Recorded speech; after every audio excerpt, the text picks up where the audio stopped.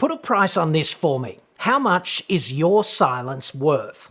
Could Mercedes-Benz buy yours for $500?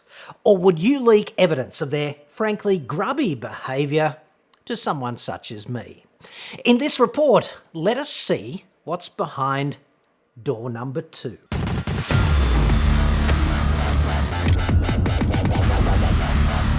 I'm John Cadogan from AutoExpert.com.au, and I get new cars cheap for buyers here in Australia.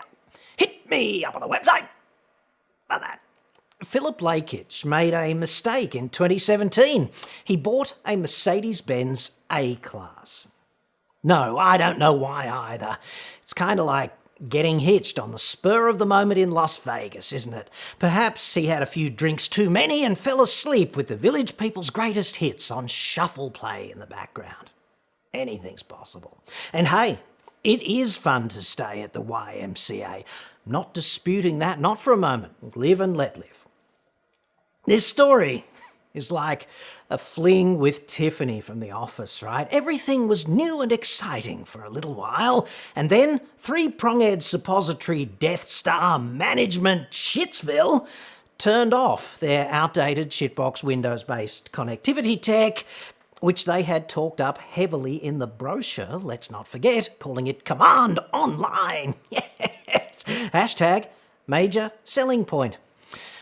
I'm sure it got several people across the line on the showroom floor, unfortunately. I thought you might be interested in an update from the Death Star Command Online MBAuP's failures. I submitted a letter of demand for a fix or refund, which was not met. Surprise. But I did get back this pitiful letter of offer from MBAuP, Death Star Management, which I rejected. Mr. Lakic there. I love the way these companies comport themselves under the table when they think the public is not actually looking. Strictly confidential, not for distribution or publication. Goodness me, I'm thinking this kind of thing, therefore, is exactly what they don't want.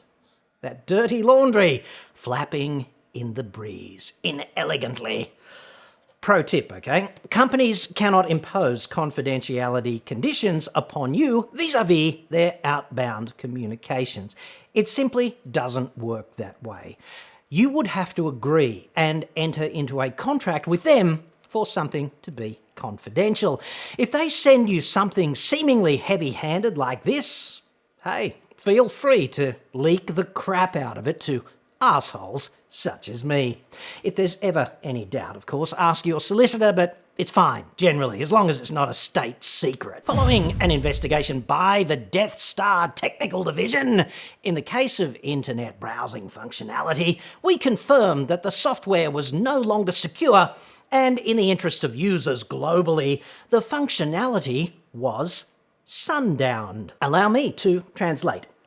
We turned it off without warning because we simply couldn't be asked with a software patch for our clunky shitbox tech, which was basically outdated at the time we sold the vehicle to you. So we just went out and sundowned it in the interests of humanity because we're altruistic like that. Jesus. Kiddies, I have some bad news. Grandad was up on the roof earlier today, again, checking on the welfare of the next-door neighbour who'd been lying in the sun by the pool for hours now and perhaps waxing the lawn. Unfortunately, he slipped on a loose tile. He fell to the ground and injured himself quite seriously. An ambulance rushed him to hospital, but the doctors took one look and decided, in the interests of pool users globally, that his functionality be sundowned. It was really quite beautiful at the end.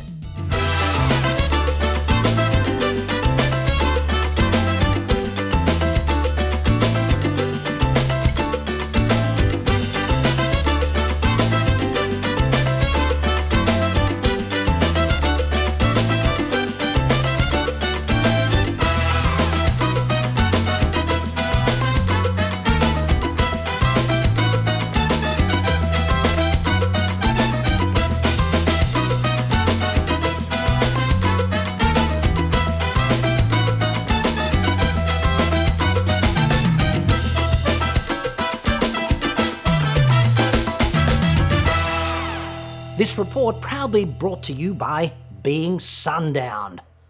What a way to go. Like, if you get to choose, I'm in, as Jeep would say. I would like to be sundowned enthusiastically by half a dozen, let's call them, therapists in the Maldives over the course of a couple of days, minimum. I'm free this weekend, as luck would have it. We consider that your direct remedy, if any, against MBAuP Death Star management as the deemed manufacturer of the vehicle for the lost internet browsing functionality is generally limited to damage for the reduced value in the vehicle as outlined in Section 272 of the Australian Consumer Law. Point of order on this, you dipshits. No reference to individuals is made or implied. You dudes are Mercedes-Benz, the icon, best or nothing. That really should mean something. So instead of jumping straight to a bad scene from Perry Mason porn here, with the lawyers lubing themselves up enthusiastically, how about you try treating Mr. Lakic like a friggin' customer? You know, a customer, a dude who bought a product with a premium badge from you and therefore deserves treatment commensurate with that level of, however misguided, elite consumerism. Especially as you, quote, sundowned the shit out of a system one day without warning, which he was kind of relying upon. The ACCC says the legislated consumer guarantee of acceptable quality here in Shitsville means products must, quote, do all the things someone would normally expect them to do, such as function, and not be sundowned arbitrarily. According to the ACCC, products must, quote, match descriptions made in promotions or advertising, and that these conditions, quote, apply to bundled products and services. So there's that. Look, I'm not a lawyer, okay? And there's probably a lot of fine print bullshit that can be argued endlessly in court, and a whole bunch of asshole lawyers can get quite rich over it. But I understand the spirit of the intent of those guarantees, and so do you. Okay, so I ask you, therefore, if you think Mercedes-Benz is within its rights here, morally, or is it well out of bounds? Let me know in the comments section below. More importantly, do you think the Death Star is treating Mr. Lakic the way a Mercedes-Benz customer expects to be treated?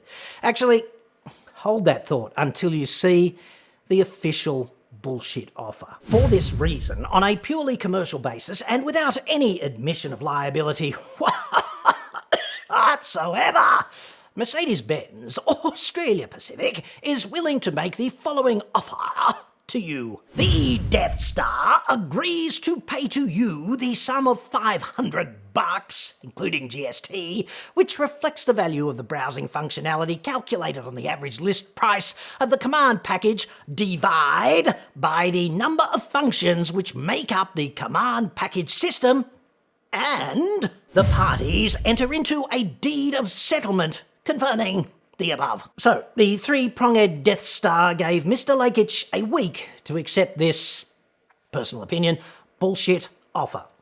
$500 and a gag order. Like, here's your dirty little settlement, dude, which we hope is just enough to make you go away forever.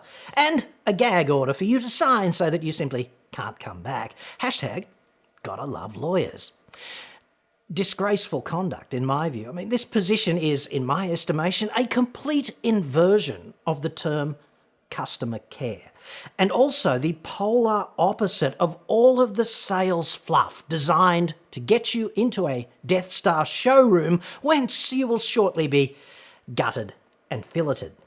You know what I mean. Use USB, wireless LAN, or NFC to connect to the vehicle, then conveniently control almost all the apps and functions via the multimedia system display using the touch control buttons on the steering wheel. It's like magic, and so simple. Yeah, until we sundown it, of course, in the interests of users globally. Hashtag altruism. That written quote you just saw on the screen, okay, that is exactly what the Death Star actually says about connectivity in the current A-Class.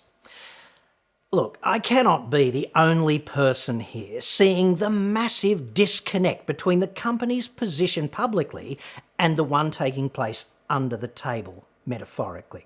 And let's not forget that Mr. Lakic's A-Class is only 3 years old, okay? It's hardly a relic. I'm also, frankly, gobsmacked that Daimler and Microsoft, two of the world's biggest corporations, were unwilling to get together and come up with a wireless browsing system that would endure for, 10 years or something of operation. I'm further gobsmacked that their total disregard for current owners is so profound that they simply couldn't be asked coming up with a patch for this problem. I mean, how hard is it when you've got the resources of Daimler and the resources of Microsoft? Come on. The boss of Daimler is Ola Kalanius. He's a human headline in my view, a very entertaining chap. Our vehicles are now platforms of digital progress, and we operate as a software company. Although not, it would seem, a particularly competent or ethical one. So there's that. Last word here, I think, to Mr. Lakic. I will now start pursuing a course of action through the ACCC, and if that fails, I'll have to start lining some lawyers' pockets. I truly expected more from Mercedes-Benz, as our family bought 3 AMG vehicles, which were collectively worth approximately $300,000 when bought new. Well, nothing like being a valued customer, like nothing like it. Pro tip, okay, the ACCC does not actually act for individuals, so they will not ride into battle for you individually on a white horse. But you should still complain to the ACCC about car maker misconduct because although they are asleep most of the time and therefore slow to act, they do wield rather a large stick ultimately, and the car industry is absolutely on their radar lately. A link in the description about how to complain to the ACCC. I had to experience that Mercedes-Benz customer service feeling for myself before I truly realised how shit Mercedes-Benz really are. In the end, you were right. I wish you weren't, but you are. I should have bought a BMW. I hope that your YouTube channel serves to educate more people on the practices of brands within the Australian car industry. Let me be perfectly upfront on this. I did not elicit that commentary from Mr. Lakic, okay? It just lobbed without any warning whatsoever in my inbox, as these things often do. I did not go trawling for endorsement, nor did I seek some brand trashing experiences upon which to get my rocks off. I just don't recommend Mercedes-Benz, and Mr. Lakic's unsolicited experience is emblematic of my justification. It's not because the brand's not an icon, like it's the icon of success to many. And it's not because the product is not drop-dead gorgeous, like stunning. It just is, absolutely. Ontologically subjective, I know, but hey, consensus verdict. It's stunning. Whoever is styling those current Benzes, they're doing a breathtaking job. #respect. It's not because the performance isn't up there. I mean, drive anything AMG, it's like stepping out of a friggin' phone booth in a blue jumpsuit with those red underpants on the outside. Yes, who doesn't want that? But unfortunately, the kryptonite aspect of three-pronged suppository ownership is what you've just seen. Poor engineering and worse customer care. This is such a risk. Buying Mercedes-Benz is like entering into a dysfunctional relationship with a profound power imbalance, and you're the one on the back foot, okay? You're David. It seems to me that Mercedes-Benz customers, at least in Australia, they care somewhat more about the brand than the brand fundamentally cares about them.